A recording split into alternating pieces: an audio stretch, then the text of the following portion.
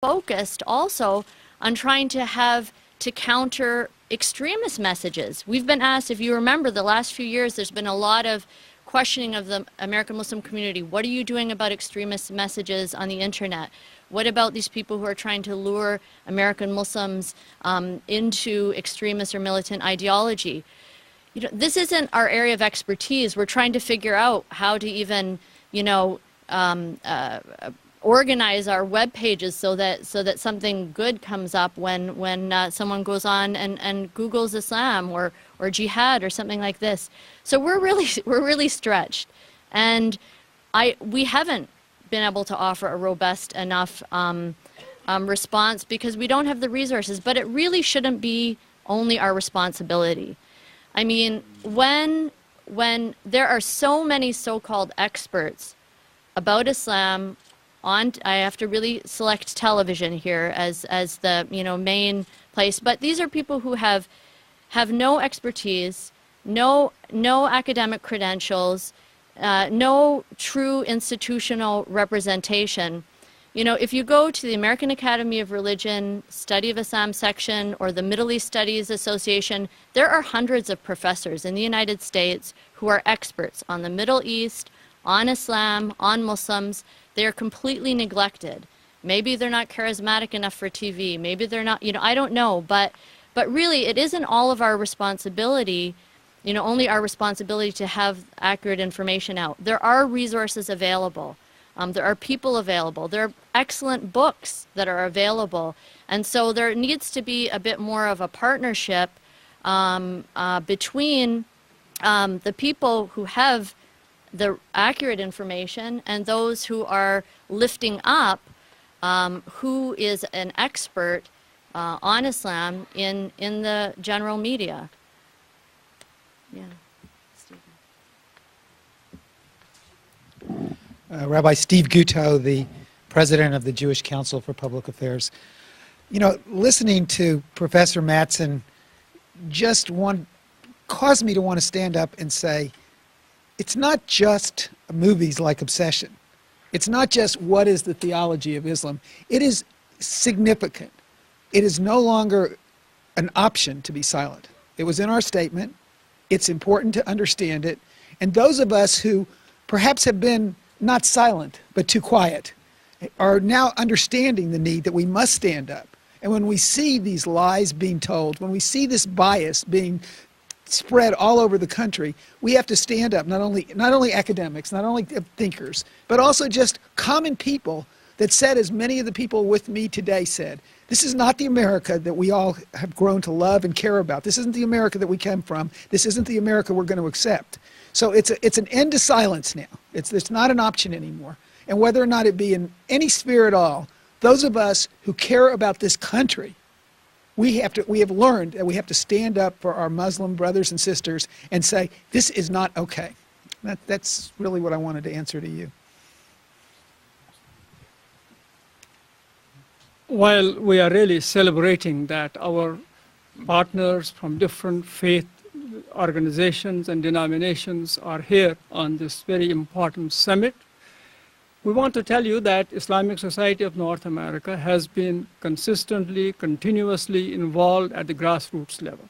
We are working with these leaders through their grassroots organizations, synagogues, churches, and so on. For example, we have a program with the Jewish community, several programs. One we have jointly with the Union of Reform Judaism, which has involved Islamic centers and synagogues, bringing together the congregations and discussing Islam and discussing Judaism from jointly in that sense. And it has created a lot of new literature, a lot of new understanding, and a lot of partnerships at that level. Similarly, we have been celebrating every year for the last several years twinning, bringing together Muslim organizations, that's Islamic centers, mosques, and Jewish organizations. We have during that one weekend together the imams and rabbis, Muslims and Jews and Christians. They condemn Islamophobia and anti-Semitism. So this has also developed tremendous understanding and bridge building at the grassroots level. We invited these imams and rabbis from different European countries. For them, it was a new experience because Europe is even far behind in this. The successful integration of Muslims in America has become a model for the rest of the world, for Europe in particular. European governments are sending their people, their delegations and leaders here to study how these things have been achieved. So similarly with our National Council of Churches at grassroots level, we have in different cities and states where you have state councils of churches and Islamic organizations jointly working. That's what we have today in Gainesville. The Islamic centers there and the different churches and synagogues together have forged a strong relationship. And during this whole month, they have been preparing their people, giving more lessons, giving more programs in interfaith dialogues and bridge building. So just Gainesville itself has become robust in terms of interfaith dialogue. And this ugly act that is going to be performed there, it is nothing in comparison. The love and respect and appreciation that has been initiated, because it's wonderful that this is the month of Ramadan. Muslims are so much motivated and directed to express their compassion and their self-discipline. And in this, it's amazing to see how these different religious groups at the grassroots level, the mosque and the synagogues and these are getting together. Thank you. And that was Dr. Sayyid Muhammad Saeed, who's the National Director of the Office of Interfaith and Community Alliances of the Islamic Society of North America. Dr. Mattson? Yes. Hi, it's Lori Goodstein with the New York Times. Hi, Lori. Hi. I know you say in your statement that people of good conscience can have different positions on the Park 51 mosque near Ground Zero, the Muslim Community Center, and I know that this statement is not explicitly about that. And yet there are going to be very many people who want to know how you as religious leaders stand on that. Did you attempt to come to consensus on that question? Did you decide to avoid it, and why? And is there anything that you can say affirmatively about how, as a group, what position you take on that?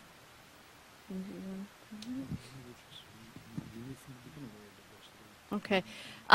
We really felt the reason we were meeting here today, we felt was much bigger than that particular issue. We didn't discuss it other than to say the reason that we're meeting is that what happened because of that or around that, or using that as an excuse for this intensifying of anti-Muslim rhetoric and hate crimes against Muslims. So it wasn't our focus today. I have no idea what the opinions are of the people in the room, unless they've made public statements about it. Okay, one more question. Is this on? Then we'll need to close. Alex Trevino, WUSA, it's CBS here in Washington. I church hop. I have many friends from different religions, cultures, heritages. Do you think there needs to be a more concerted effort with our religious leaders to promote diversification and embrace the different points of view and belief in a church setting, ministering and preaching, as opposed to this is the way it should be, you don't follow these ways, you don't pray this way, bad things happen. More of a unity. Hey, your friend across the street is a good person. Well, I have sympathy with ministers and pastors and others who lead congregations because I teach them in my job at Hartford Seminary, and I know it's difficult enough to get the attention of the congregation for 1 hour a week just to hear a very basic message about their own faith. So I know that it's challenging for congregational leaders to integrate other messages into their, you know, their weekly sermons or into their teaching. But it's not an option anymore. We live in a world in which we are neighbors with people of all different faiths. And we have to know what our own traditions say about those other people. That is part of our religious education. What do you, as a Christian or a Jew, as a Muslim, believe about those other people? What does your religion say about how you should treat them, how you should speak to them, about what rights they have? So this has to be part of our teaching, and it's one of the reasons why ISNA has done the kind of curriculums that he mentioned. You know, our community, it's important that our community really understands at least the basics of Judaism, so they don't, you know, they don't distort the beliefs of their neighbors. That Christians similarly understand just some basic things about their Muslim neighbors, so that they at least are not, and this is a phrase you've heard a number of times, bearing false witness. This is a violation of one of the commandments, to bear false witness. Also in Islam, it's a sin to bear false witness. We have to at least say what is true about the other. And if we don't know, then we should find out through, you know, legitimate and reliable sources. So I do think that there are many religious leaders who are struggling to find ways to do this education. It's difficult because many people don't get their information even about their own religion from their own preacher. They go to the internet and try to find information. So we're all kind of struggling with the new ways that people get information about anything, including their faith or their ethics these days, and we're doing the best we can to catch up with that reality. Roy Medley, General Secretary, American Baptist Churches. I share with Dr. Madsen the concern and the compassion for local pastors with regard to your question. Some of the most offensive statements about Islam, unfortunately, have come forth from the Baptist community. And therefore, some of us as Baptist leaders felt that it was important for us to join with ISNA and with our Muslim brothers and sisters in order to put together a program that would help us with this very issue in our local congregations of understanding other faiths, as in this particular point, the Islamic faith, in order that we might live out our Baptist values of religious liberty. We were born of persecution as Baptists in England and in the Commonwealth of Massachusetts. And it was for that reason that Roger Williams founded Rhode Island as a Baptist guaranteeing religious liberty for the first time in a geographical political unit in human history. And so that value is very dear to us. We cannot uphold that unless we teach our people what that means and the respect for one another, while also adhering to our own faith and understanding that deeply and practicing it. Just a final word. Let me address your question, because I am a pastor as well as president of the Interfaith Alliance, pastor in Monroe, Louisiana. Monroe, Louisiana is not the hotbed of liberalism in this nation. But I would not say anything here that I would not say in the pulpit in that congregation. And there is the implication that if you're going to talk about interfaith relations or interreligious cooperation, that's an addendum to what you ought to be talking about. Christians would say is the gospel, others would say is their faith. And that's a fallacy. It's not an addendum. It's at the very heart of what we're talking about. So if someone in our congregation says you need to be preaching the gospel, we are preaching the gospel. It's not exclusive, it's inclusive. It's not about hate, it's about love. You have to understand, please, that the people standing here right now are not doing this in spite of our individual faiths. We're doing it because of our individual faiths. This is what religion is all about.